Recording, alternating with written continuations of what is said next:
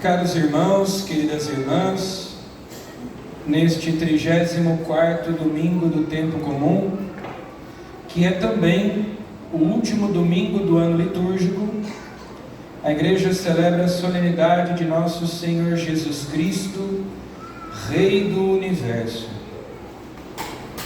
Celebramos a sua realeza, a sua majestade, o seu poder, a sua glória,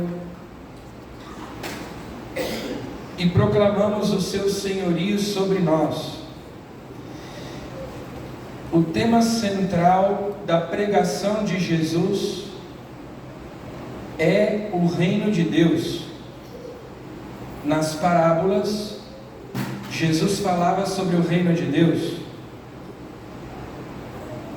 No Pai Nosso, Ele nos ensina a rezar dizendo: venha a nós o vosso reino,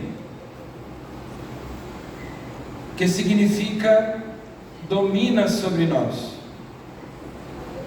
governa a nossa vida. Significa dizer que Deus é nosso dono,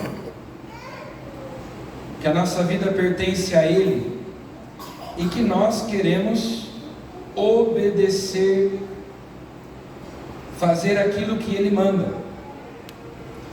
Por isso que depois de dizer venha a nós o vosso reino, nós dizemos o modo como se realiza na nossa vida esse reino: seja feita a vossa vontade, assim na terra como no céu. No céu só se faz a vontade de Deus, sempre se faz a vontade de Deus, e nós pedimos, como no céu acontece, assim seja na terra. E fazendo a vontade de Deus, acontece aqui na terra, acontece na nossa vida o reino de Deus. Então essa expressão reino de Deus significa que Deus quer governar, Deus quer conduzir, dirigir a nossa vida, mas Ele não se impõe. Esse reino não vem de maneira ostensiva, Ele se propõe. É pela via do convencimento, da atração. Nós temos que dar a nossa adesão, o nosso assentimento livre de inteligência e de vontade, submetendo-nos a Deus por amor. O poder de Jesus se manifesta sobretudo no perdão e na misericórdia. É a força do seu amor manifestado na cruz. Não por acaso, nós, hoje, celebrando a solenidade do Cristo Rei, escutamos um trecho do Evangelho da Paixão, segundo São Lucas, porque é ali na cruz que Ele manifesta o seu poder, que é o amor, levado até as últimas consequências. Amou-nos até o fim. Cada um de nós é amado ao extremo da cruz, o amor na sua forma mais radical. Tanto assim que para entrar no mundo, Deus pediu o consentimento da Virgem Maria. Foi ela quem, dizendo sim a Deus, abriu as portas do mundo, abriu as portas da humanidade para que Deus pudesse entrar, para que Ele viesse nos redimir, nos salvar. Santo Agostinho dizia: Deus que te criou sem ti, não pode te salvar sem ti. Claro, Ele é onipotente, Ele é todo poderoso, mas Deus não quer apenas ser temido, Ele quer ser amado, e para que nós o amemos, é necessário que nós tenhamos liberdade. Então, Ele não usa o seu poder de maneira a nos impor que nós o obedeçamos. como um adulto que vai brincar de luta com uma criança, ele naturalmente é mais forte, então ele vence facilmente, mas ele precisa controlar a sua força para que a luta seja mais ou menos equivalente, né? Ele pode vencer a qualquer momento, mas ele controla a própria força. Deus onipotente, Deus todo-poderoso, quer ser amado, não apenas temido, e por isso exige a nossa liberdade. É assim que esse reino avança, é assim que o domínio de Deus se expande, pela atração, pela nossa adesão livre, voluntária. Nós renunciamos no dia do nosso batismo a Satanás, a todas as suas obras e a todas as suas seduções, e ao professar a fé nós damos a nossa adesão. São Paulo, na segunda leitura de hoje, vai dizer que ele nos arrancou do império das trevas e nos introduziu no reino do Filho muito amado, no qual nós encontramos redenção, remissão dos pecados.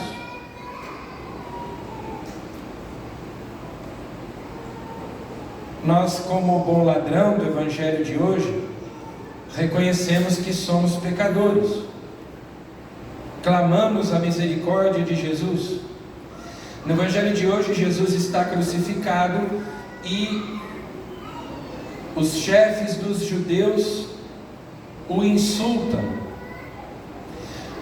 Os soldados zombam dele.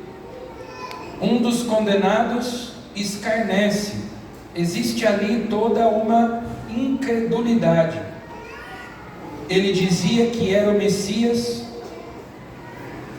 e até Pilatos mandou escrever um letreiro sobre a cabeça de Jesus: este é o Rei dos Judeus. Claro, com o objetivo de zombar dos judeus. Esse condenado à morte é o Rei dos Judeus. Esse crucificado, esse pobre coitado, ele é o Rei dos Judeus. E naquela cena em que parece que Jesus fracassou miseravelmente, ele está completamente derrotado, ali se manifesta o seu poder. O bom ladrão diz: nós merecemos o que está acontecendo conosco, porque nós somos culpados. Ele se reconhece pecador. No entanto, ele é justo, não fez nada de mal, diz o bom ladrão para o mau ladrão. E olhando para Jesus, faz a sua profissão de fé: Jesus, lembra-te de mim quando entrares no teu reino.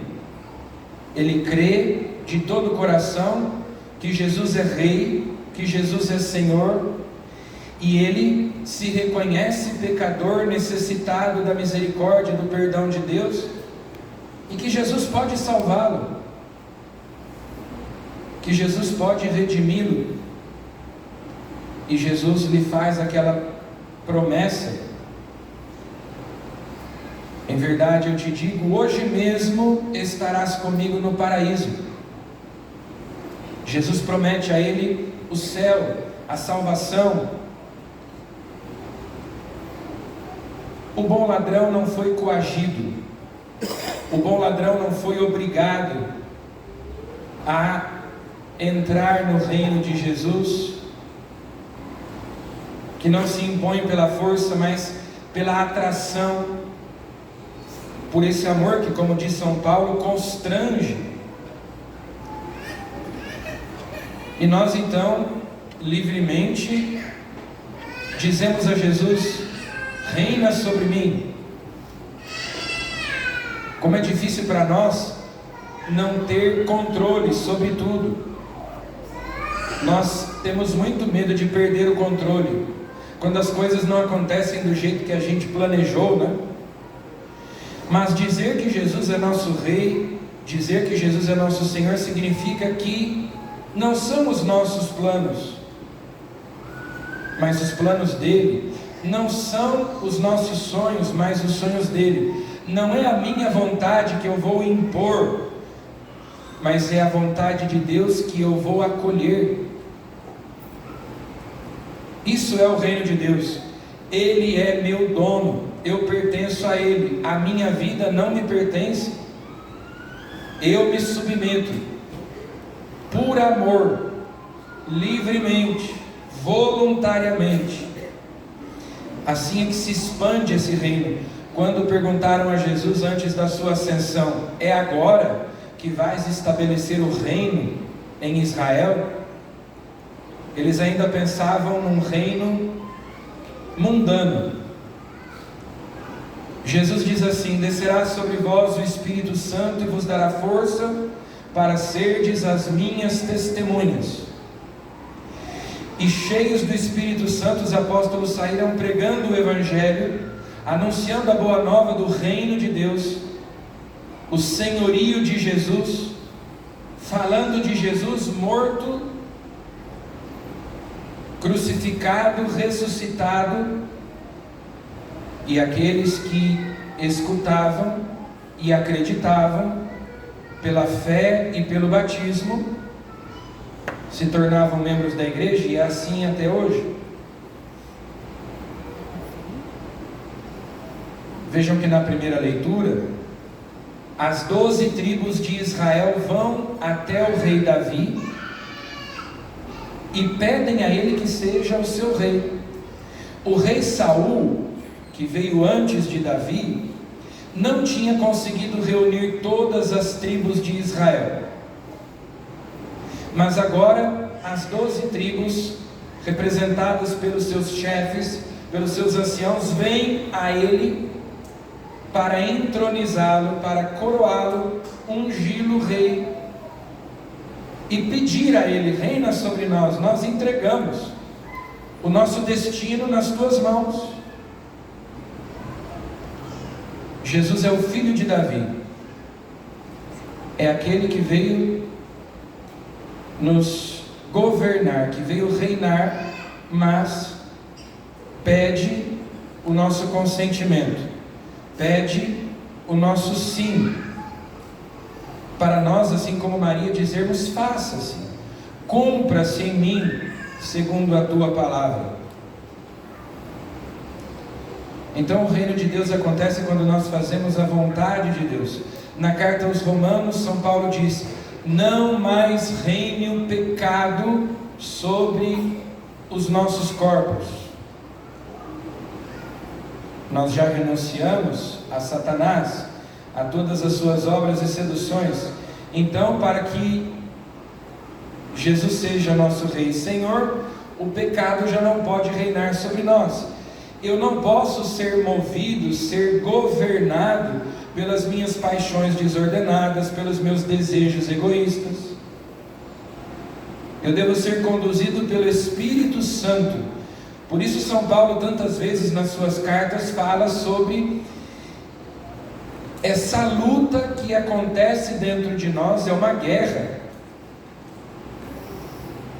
O nosso coração é um campo de batalha. São Paulo fala do homem novo e do homem velho que existem dentro de nós.